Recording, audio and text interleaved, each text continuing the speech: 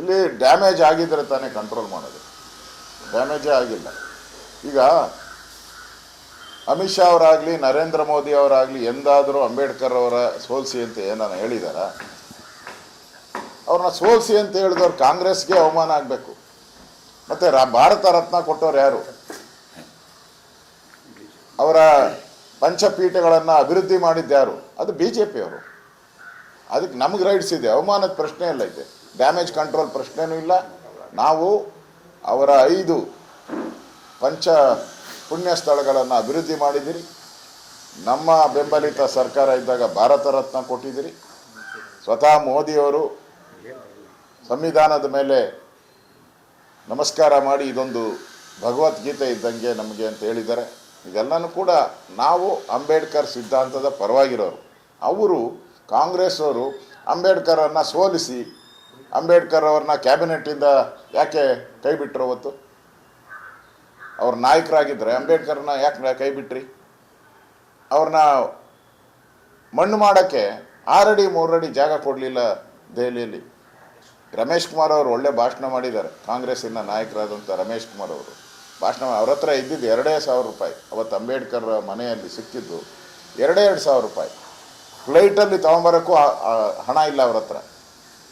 ಒಬ್ಬ ಕಾಂಗ್ರೆಸ್ಸವನು, ಅದೇನೋ ಹೇಳ್ತಾರಲ್ಲ, BJPಯ ಒಬ್ಬ ನಾಯಿನೂ ಕೂಡ ಸ್ವಾತಂತ್ರ್ಯ ಹೋರಾಟಕ್ಕೆ ಹೋಗಿಲ್ಲ ಅಂತ ಹೇಳ್ತಾರಲ್ಲ, ನಿಜ, ನಾಯಿಗಳ್ಯಾರು ಹೋಗಿಲ್ಲ, ಯಾಕೆ ಹೋಗ್ತಾರೆ? ಸ್ವಾತಂತ್ರ್ಯ ನಮ್ಮ ಜನ್ಮಸಿದ್ಧ ಹಕ್ಕು. ಆದರೆ ಅಂಬೇಡ್ಕರ್ ತೀರ್ಕೊಂಡಾಗ ಒಬ್ಬ ಕಾಂಗ್ರೆಸ್ಸವನು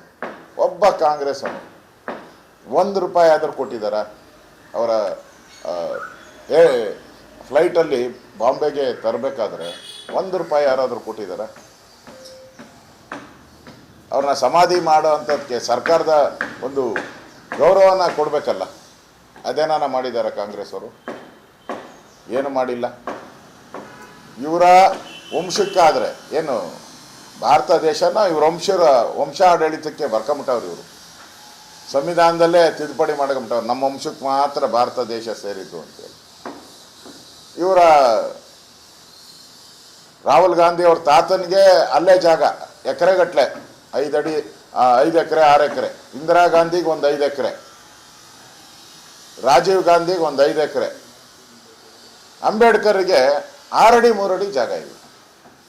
ಯಾವ ಮಕ ಇಟ್ಕೊಂಡು ಕಾಂಗ್ರೆಸ್ ಅವರು ನೀವು ಅಂಬೇಡ್ಕರ್ ಫೋಟೋ ಇಟ್ಕೊಂಡು ಓದ್ತಿರಲ್ಲ, ಯಾವ ಮುಖ ಇಟ್ಕೊಂಡು ಓದ್ತಾ ಇದ್ದೀರಾ ಅಂತ ಕೇಳ್ತಾ ಇದ್ದೀವಿ. ಅಮಿತ್ ಶಾ ಅವರು ಅಂಬೇಡ್ಕರ್ ಅವರ ಸಿದ್ಧಾಂತವನ್ನು ಒಪ್ಪಿ ಅವರ ನಡವಳಿಕೆ ಎಲ್ಲ ಪಾರ್ಲಿಮೆಂಟಲ್ಲಿ ಮಾಡಿದ್ದಾರೆ. ಆ ದೃಷ್ಟಿಯಿಂದ ಕಾಂಗ್ರೆಸ್ ಅವರು ಇವತ್ತು ಏನು ಹೋರಾಟ ಮಾಡ್ತಾ ಇದ್ದಾರೆ, ಇವರು ನಕಲಿ ಕಾಂಗ್ರೆಸ್ ಅವರು. ಓಕೆ, ಆಯ್ತಾ? ಅದು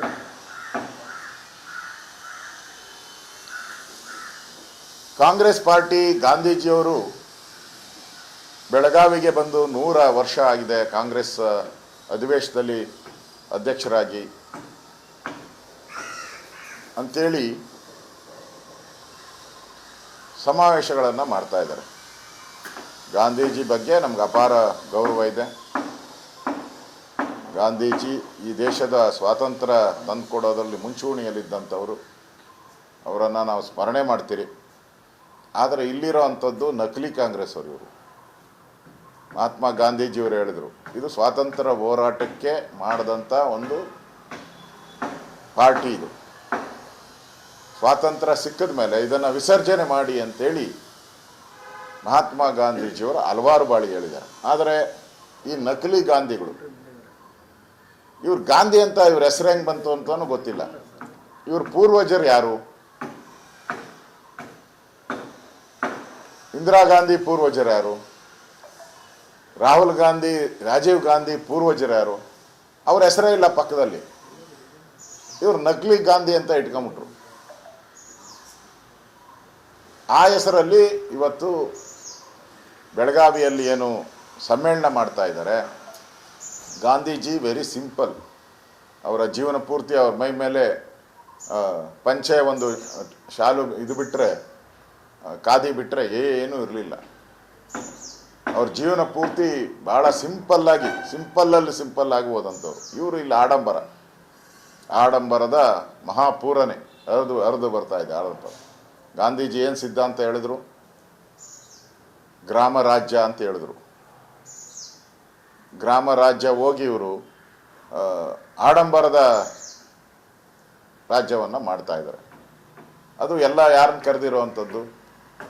ಮಲ್ಲಿಕಾರ್ಜುನ ಖರ್ಗೆ ಅವರು ಕ್ಯಾಬಿನೆಟ್ಟಲ್ಲಿ ಸರ್ಕಾರದ ವಿರುದ್ಧ ಪತ್ರವನ್ನು ಬರೆದು ಕ್ಯಾಬಿನೆಟ್ಗೆ ರಾಜೀನಾಮೆ ಕೊಟ್ಟಂಥವರು. ಆಮೇಲೆ ತನ್ನದೇ ಆದಂಥ ಪಕ್ಷವನ್ನು ಸ್ಥಾಪನೆ ಮಾಡಿ ಆ ಪಕ್ಷದಿಂದ ಸ್ಪರ್ಧಿಸಿದ್ರು.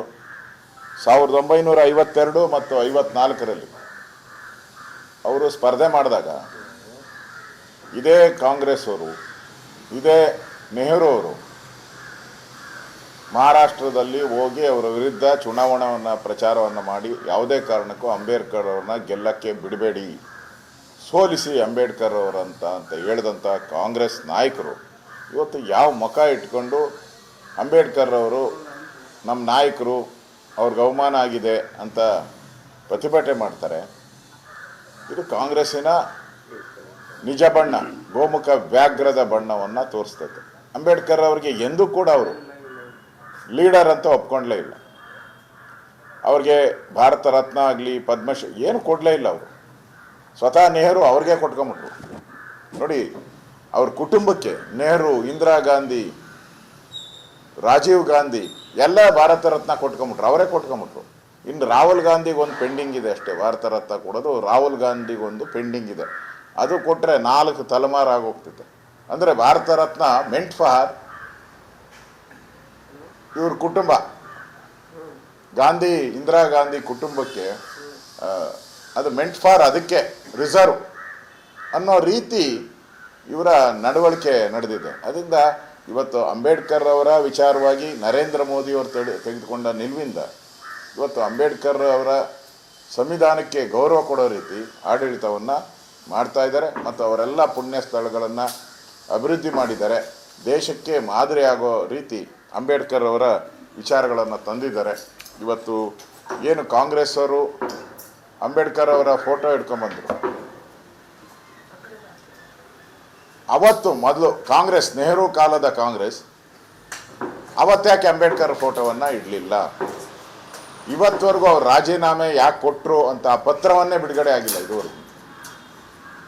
ಅದನ್ನು ಮುಚ್ಚಾಕ್ಬಿಟ್ರು. ಅವತ್ತು ರಾಜೀನಾಮೆ ಪತ್ರದಲ್ಲಿ ಸುದೀರ್ಘವಾದಂಥ ಪತ್ರವನ್ನು ಅವ್ರು ಬರೆದಿದ್ರು, ಅದನ್ನು ಮುಚ್ಚಾಕಿದ್ರು. ಎಂದಾದರೂ ನೆಹರು ಅವರು ಅಂಬೇಡ್ಕರ್ ಅವರ ಫೋಟೋ ಇಟ್ಕೊಂಡಿರೋದು, ಅಂಬೇಡ್ಕರ್ ಅವರನ್ನು ಹೊಗಳಿರೋವಂಥದ್ದು ಎಂದಾದರೂ ಇದೆಯಾ? ಎಂದೂ ಇಲ್ಲ. ಈಗ ಹೊಸದಾಗಿ ವೋಟ್ ಬ್ಯಾಂಕ್ಗೋಸ್ಕರ, ವೋಟ್ ಪಾಲಿಟಿಕ್ಸ್ಗೋಸ್ಕರ ಅಂಬೇಡ್ಕರ್ ಹೆಸರನ್ನು ತರುವಂಥದ್ದು ಕಾಂಗ್ರೆಸ್ಗೆ ನಿಜಕ್ಕೂ ನಾಚಿಕೆ ಆಗಬೇಕು.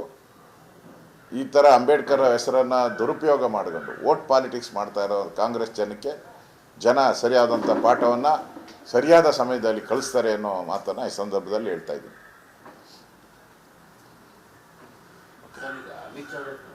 ಅದರದ್ದೇ ಕೇಳ್ಬಿಡ್ತೀರಾ? ಕೇಳ್ಬಿಡಿ. ಅಲ್ಲ, ಇದರ ವಿಚಾರ ರಾಜ್ಯಾದ್ಯಂತ ಸುದ್ದಿಗೋಷ್ಠಿ